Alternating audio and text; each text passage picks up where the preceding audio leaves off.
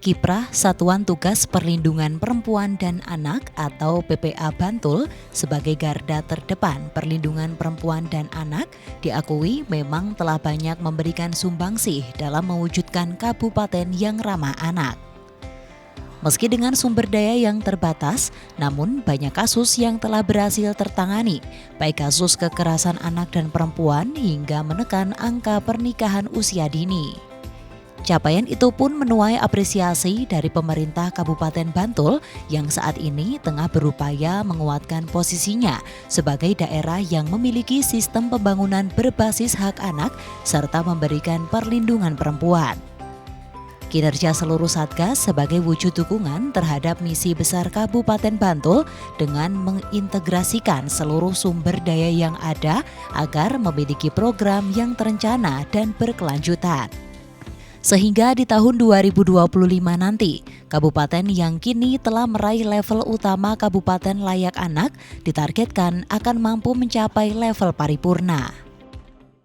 Karena kita punya misi mewujudkan Bantul sebagai Kabupaten Layak Anak yang paripurna, peranan Satgas PPA ini sungguh sangat strategis karena kasus-kasus kekerasan terhadap anak, kasus-kasus pernikahan dini ini masih cukup signifikan jumlahnya di Bantul yang harus terus kita tekan.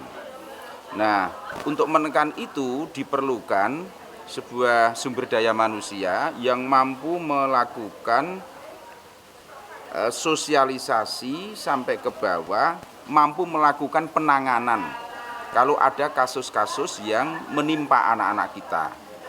Nah, maka disinilah perlunya Satgas Satuan Tugas PPA, Perlindungan Perempuan dan Anak. Berkat kegigihan para pejuang PPA ini, Bantul telah mencapai kemajuan yang cukup signifikan dalam mengatasi persoalan anak dan perempuan. Bahkan diakui mampu menurunkan angka kasus dari sebelumnya 272 kasus di tahun 2022, sementara di tahun 2023 turun menjadi 206 kasus. Dasarnya penjangkauan. Jadi seperti itu, kalau kita melihat kinerjanya bagus. Tetapi kalau kita melihat hasil data yang diperoleh itu mungkin kok tinggi, tetapi sebenarnya mungkin masih lebih tinggi lagi dari itu.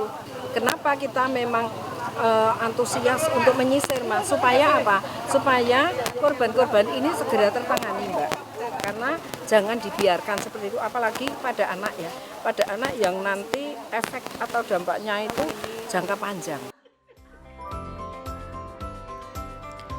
Sejak dikukuhkan pada Juni 2023, Satgas PPA yang kini beranggotakan 60-an orang ini telah mampu menjangkau 75 kelurahan di 17 Kapanewon, namun baru 300-an pedukuhan yang mampu disasar dari 933 pedukuhan yang ada.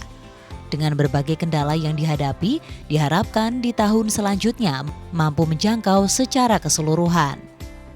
Kendalanya sih sebenarnya hanya pada pemahaman dari masing-masing pedukuhan, masing-masing kelurahan yang belum merata.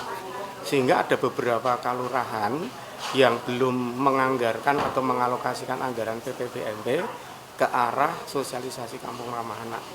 Sehingga harapan kami nanti ada sebuah kebijakan yang katakanlah mandatori lah begitu dari kabupaten, sehingga seluruh pedukuhan yang belum itu juga nanti di tahun 2024 dan 2025 menganggarkan untuk kegiatan sosialisasi kampung ramah anak ini.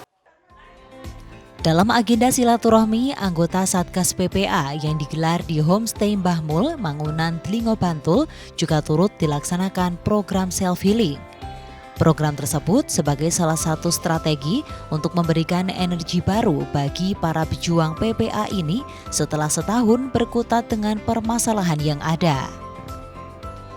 Dari Bantul, Daerah Istimewa Yogyakarta, Joko Pramono, Adit TV.